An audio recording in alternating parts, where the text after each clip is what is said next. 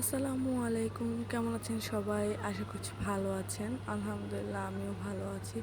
তো বাইরে গিয়েছিলাম, কিছু ফল কিনে নিয়ে আসছি। এখানে হচ্ছে আমগুলিকে একটা প্লেটের মধ্যে রেখে দিচ্ছি।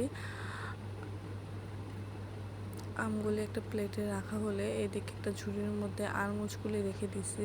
আমার মতো আরমুজ পছন্দ কার কার? আরমুজ তো আমার খুবই পছন্দের। যাই হোক, এদিকে দুপুরের খাবার খেয়ে নিচ্ছি। এখানে ছিল পাঙ্গাস মাছ, লেবু পাতা দিয়ে ঝুরি করে রান্না করা। তো হাতে তুলে খাচ্ছি আর তুলে তুলে দেখাচ্ছি। এরপরে ছিল হচ্ছে বেগুন দিয়ে পুঁটি মাছের তরকারি। তো এগুলিও খাচ্ছি আর দেখাচ্ছি।